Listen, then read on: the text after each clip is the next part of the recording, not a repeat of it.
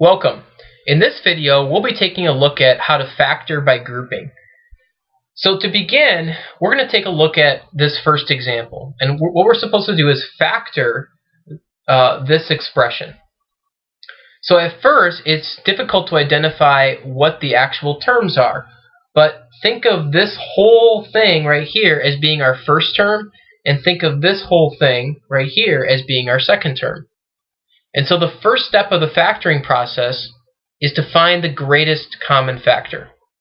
By the way, I'm also assuming that you've already watched the video that explains how to factor a monomial from a polynomial. If you haven't done that already, make sure you go back and do that before you watch this video. So if I'm trying to find the greatest common factor, I run through the same steps as before. So I look at the numbers first. So I've got 3 and 2, and I have to think of the largest number that goes both into 2 and 3 evenly. Well, that's just going to be 1. Then I look at the variable pieces. So this guy has an x, but this guy doesn't. So that means I can't include an x in my greatest common factor. But then there's one other factor that both of these guys actually do have in common. This first term has an a plus b factor, and the second term has an a plus b factor. Well, that means that they've got an a plus b factor in common. So in this case, the greatest common factor is just going to be 1 a plus b to the first power. Okay, so the next step of my factoring process then is to take your original expression, and I'm going to break it down and put each term in factored form. So because my greatest common factor was the a plus b group, that's going to be my leading factor here. So a plus b times what is going to give me the original? Well, if I have the a plus b group here, my original was 3x times a plus b. That must mean that I've got a 3x here, because if I multiply these two together, that gives me my original. The second term, I've got a plus. The second term, again, I start with the a plus b because that's the factor they had in common. And then what I'm going to need to multiply a plus b by to get the original here is 2. Okay. So now the next step in the process is the reverse distribute step. So I'm just going to rewrite what we have, which is a plus b times 3x plus a plus b times 2. So the reverse distribute step said put the factor that they had in common, that's going to go in front of our parentheses. So if we have a set of parentheses, what's going to go in front is the factor that they had in common. So in this case, the factor that they have in common is the a plus b. So that's what goes in front. And then what goes on the inside is what's left over from each term. So in this case, I'll have 3x plus 2. And that is my final factored answer. Okay. So, the steps for factor by grouping, well, the first thing I want you to identify is when you would actually use this technique. So, the place you would use this is if you have 4 terms. So we're going to take a look at an example, and then we'll go through the steps. So we're going to look at example number 1. We've got negative 10z plus tz minus 10x plus xt. So again, if I count up the terms, this is all one term.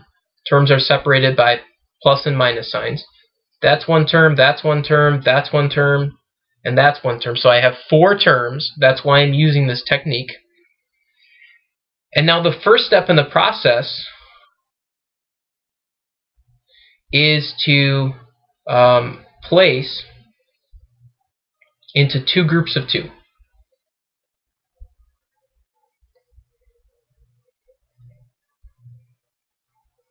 So the nice thing about having 4 terms is I can basically partner up each term and there's going to be nobody left out. So it's not always clear which ones you're supposed to put together, but I always start by just putting the first two together and then the second two together.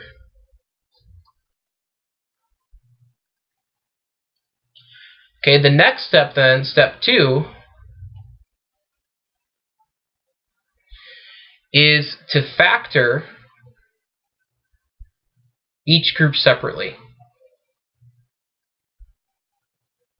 So we've got negative 10z plus tz, and then minus 10x plus xt. So when we factor each group, again, I'm going to start by factoring the first group. So here, the GCF is going to be z. So when I factor this group out, z is going to be going on the outside. So the first term is z times negative 10, and the second term is z times t. Over here, the greatest common factor, to me, it looks like, is x. So the first term is going to be x times negative 10. Notice I put a plus here, and I changed the 10 to a negative. The second term is going to be an x times t. So if I factor the first group out, z is going to go on the outside, and then what's going to be left over is negative 10 plus t. The second group, I'm going to have x on the outside, and then negative 10 plus t, again, is going to be on the inside. Okay, now notice we have a situation just like the first example that we looked at. So that's why I had us look at that step in isolation, because that's going to be our final step. So step 3 is to factor again. So let's see if we can figure out a shortcut. Well, the shortcut is if the two terms have a group in common, that group in common goes first. That's our first factor. And then what's left over from each term, in this case, if I factor the a plus b out, 3x is left from the first term, and 2 is left in the second term. That's what makes up our second group. So if we follow that same strategy, then we've got negative 10 plus t is going to make up our first factor, because that's the group that these two guys have in common. And then the leftovers, which are z plus x, is going to make up the second group. And that is my final answer.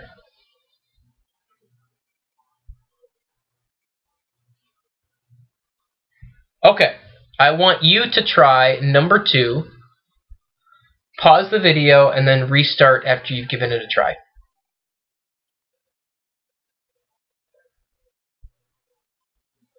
Okay, so for number 2, it's a little bit tricky, because if you tried to group the first two guys together, you probably ran into a problem. And that's because the first two guys really don't have anything in common at all. We couldn't really factor anything out. So what I'm going to do is just rearrange this a little bit.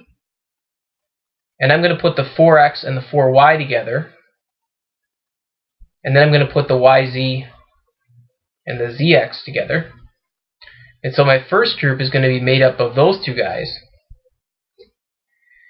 And now if I factor out the first group, the GCF to me looks like 4. So as a shortcut, the GCF is always what's going to end up being on the outside of my group. So that's 4. And then what makes up the inside is what's left over when I factor 4 out of each term. So if I factor 4 out of the first term, just x is left. If I factor 4 out of the second term, just y is left. And then the second group, well, the greatest common factor here appears to be z. So again, that's what goes on the outside. And then on the inside, I've got y plus x. And notice how I've got x plus y and y plus x. Those are really the same thing, because with addition, we can flip things around. So I'm going to rewrite what we've got so that my order is consistent. So instead of writing this as y plus x, I'm going to write it as x plus y. And now I'm set up to do what we did in number 1. So I take the group they have in common, which is x plus y, And then what I do is I take the leftovers, that makes up my second group, so that's 4 plus z.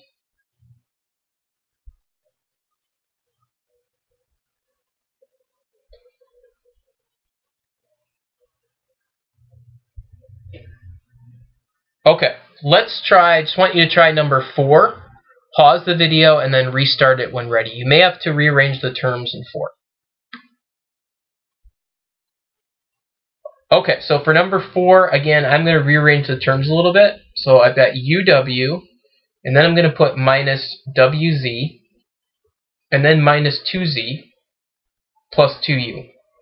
So again, I have to preserve the sign of the term. So if I've got a minus sign in front, I should still have a minus sign in front. If I have a plus sign in front, I should still have a plus sign in front. So now I'm going to group into 2 groups of 2. If I factor the first group, well, the greatest common factor is W. So that gives me U minus Z if I factor the W out. Here's a tip for you, and this is going to work most of the time. If I see my second term being led with a minus sign, then what I'm going to factor out is going to be a negative, whatever the GCF is. In this case, since the GCF is 2, I'm actually going to factor out a negative 2. So when I factor a negative 2 out of the first term, that leaves me with a positive z. When I factor a negative 2 out of a positive expression, that's going to actually leave me with a minus u. And now why is that? Well, negative 2 times negative u, negative times negative, gives me the positive that I started with. Now, if you look at what I've got left over, I've got u minus z here, and on the other side I have z minus u. Okay, those two guys don't match because with subtraction, I can't just flip things around. And so what I need to do is I need to make a change. And so the change that I'm going to make is, instead of factoring out a positive w from this guy, I'm actually going to factor out a negative w. So when I do that, that means that on the inside, if I really want uw, I'm going to have a negative u, because negative w times negative u is positive uw, and then I'm going to have a plus z. Negative w times positive z is going to give me negative wz. And then the second guy, I'm going to leave the same. Okay, now, if negative u plus z is the same as z minus u. So I'm going to flip our order around. So we've got z minus u minus 2 times z minus u. And so my final answer is, again, I put the group they have in common first, which is z minus u. And then in the second group, I've got negative w minus 2.